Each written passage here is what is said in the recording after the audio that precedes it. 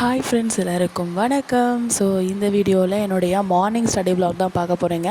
ஒரு 3:40 அந்த மாதிரி டைமில் நான் வந்து வேக்கப் பண்ணேன். ஸோ ஆக்சுவலாக என்னோடய பையன் தான் அழுது எழுப்பி விட்டுட்டான். ஸோ அதுக்கப்புறம் என்னோடய ஃப்ரெண்டுக்கு கால் பண்ணி அவளையும் எழுப்பி விட்டுட்டு ஒரு 4 o'clock வந்து ஸ்டடி பண்ண ஸ்டார்ட் பண்ணோம். ஸோ ஒரு சில டைமில் வந்து பார்த்திங்க அப்படின்னா நாம் வந்து படிக்கணும் அப்படின்னு நினச்சாலும் கூட நம்மளை நாமளே மோட்டிவேட் பண்ணிவிட்டு ஓகே இனிமேல் படிக்கலாம், இனிமேல் கரெக்டாக படிக்கலாம்னு சொல்லி நினச்சா கூட நம்மளுடைய பாடி கண்டிஷன் வந்து ஒத்துழைக்க மாட்டேங்குது. என்ன தான் நம்ம வந்து கரெக்டாக ஒரு 7 hours 6 hours 7 to 8 hours இந்த மாதிரி தூங்கினா கூட நம்மளுடைய பாடி கண்டிஷன் வந்து கரெக்டாக ஒத்துழைக்க மாட்டேங்குது. ஏதாவது ஒரு ஹெட் பெயின் வந்துடுதோ இல்லை பேக் பெயின் வந்துடுது, ஏதாவது ஒரு காரணங்களால் அப்படியே அந்த தடைப்பட்டுக்கிட்டே இருக்கும்.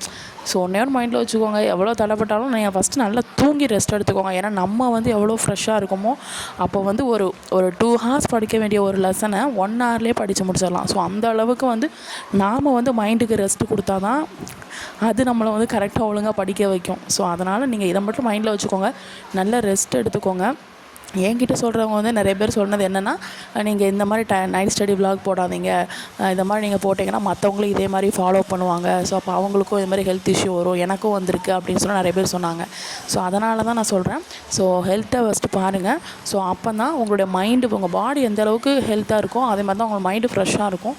ஸோ நல்லா சாப்பிடுங்க, அதுக்காக ரொம்ப ஓவராக சாப்பிட்றாதீங்க. ஸோ அளவாக சாப்பிட்டுட்டு நல்லா ரெஸ்ட் எடுத்துகிட்டு அதுக்கப்புறம் படிக்க ஸ்டார்ட் பண்ணுங்கள், மைண்டும் ஃப்ரெஷ்ஷாக இருக்கும்.